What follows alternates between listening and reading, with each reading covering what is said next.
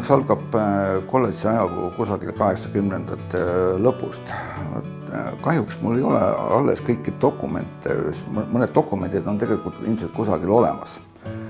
Aga juhtus nii, et kusagil 80ndate lõpus tekkis üks väike grupp, kes hakkas siis veeretama ideed, et Pärnus võiks ka olla ülikool või vähemalt kõrgem õppeasutus.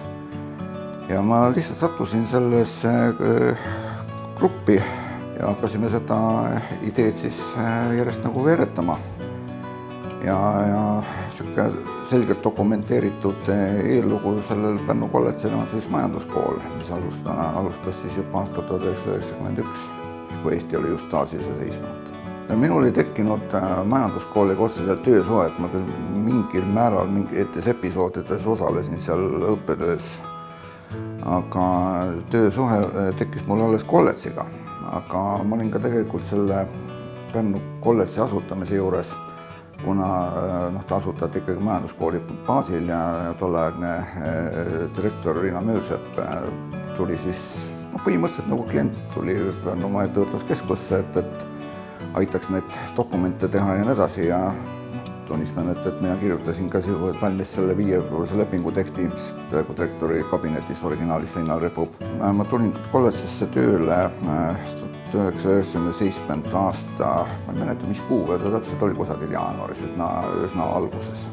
Ja alustasin kolledžis tegevust mitte akadeemikuna, vaid projektijuhina, kuna tol ajal oli seda arendustegevust väga palju. Aga kirjanduses räägitakse ka, ma olen nagu lugenud nendest juhtumisi projektijuhtidest, inglise keeles nimetatakse accidental project managers.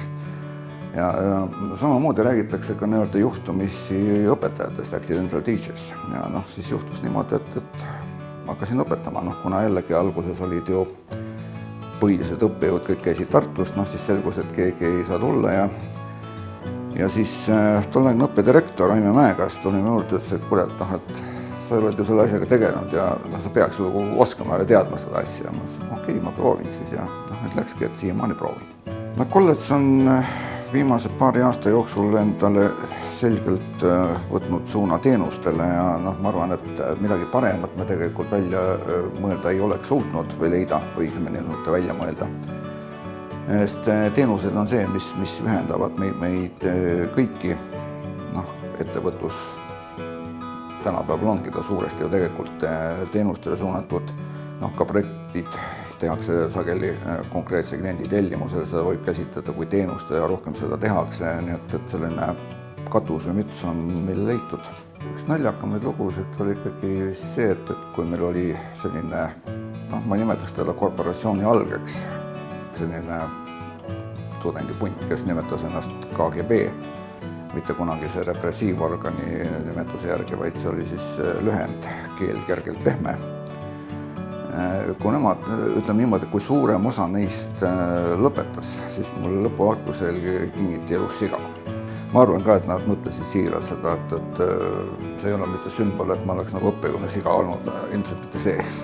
Üks huvitav mõte selle kohta, et kui vana on kolledž, kas ta on juba piisavalt vana või täisealine või kuidas seda võtta.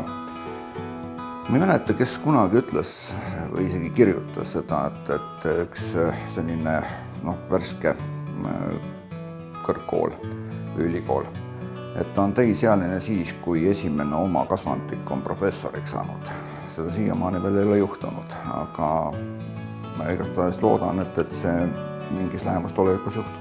Ma arvan, et 10, 15, 20 aasta pärast kolledž on ikkagi veel samas kohas kindlasti. Nüüd need õppekavad või õppesuunad, mis meil kolledžis on, ma arvan, et siin võib toimuda teatud muutusi, aga nad oma põhiolemuses säilivad, sest nende jaoks koht on tegelikult olemas ja see koht lähema 10-20 aasta jooksul minu mõttes ei kao.